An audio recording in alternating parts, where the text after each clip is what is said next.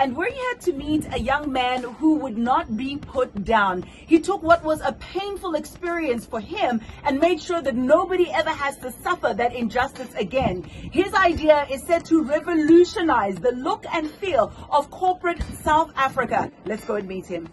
This is Patuxolo Maqavana, the brains behind what is now known as the Fair Pay Bill, a bill that seeks to end income inequality by eradicating the requirement for potential employees to produce their previous payslip in salary negotiations and calling for the employer to disclose upfront what every position is worth.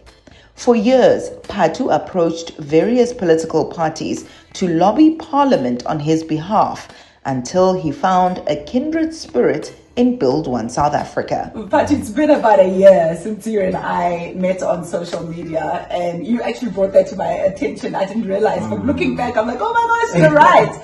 Tell me a little bit about where you were at in terms of your thinking and what made you think, I think I need to approach Bosa with this baby of mine. And I call it your baby because you've nursed it for so long. Yeah, thank you, and I think, if I'm not mistaken, it was about 29th of June or thereabout.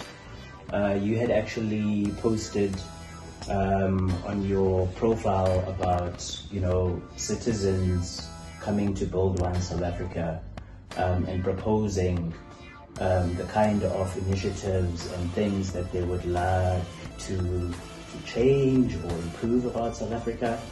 And I thought to myself, hey, this works. This is complimentary. Let's give it a shot. And the rest, as they say, is history. Patu took his own pain in corporate and used it for a greater purpose. I think personally, all I sought to do was to better myself and to better my family.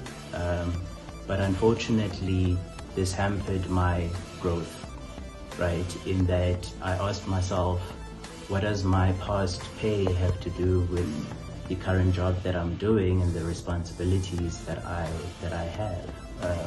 And I just recall at that time that instead of getting the assistance that I was looking for to help me understand the reason for the difference in pay,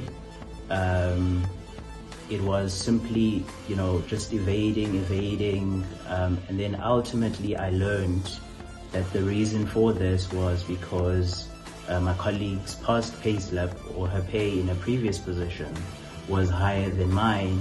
Therefore, that's how they justified the difference in pay. However, if one looked at what I was doing and certainly my contribution to the company, it far superseded her. And I honestly felt a sense of hurt. I asked myself, why does my past need to follow me wherever I go? He says with South Africa's history, we must be intentional about transformation and equality. Everybody, because the reality is that a lot of us don't have the connections when we post university. We go to university, we don't have the connections to get into corporate, and likely it is that we find work either informally or let's say as retail workers, which are low paying jobs and therefore would have a lower pay slip. And so when you then go to a company and that company then bases the pay on, let's say as an example, you're earning 2,500 there, right? But they know the position that and the responsibilities that you have here.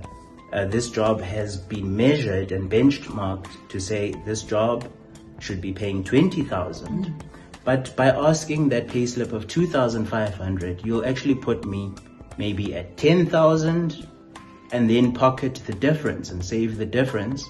And then only later I find out, or a person can find out, that they have a colleague in the same level, same experience, same responsibilities, maybe even doing more than that person, but that person earning more only on the basis of the past payslip. Having given Bosa a clear mandate, his request is simple.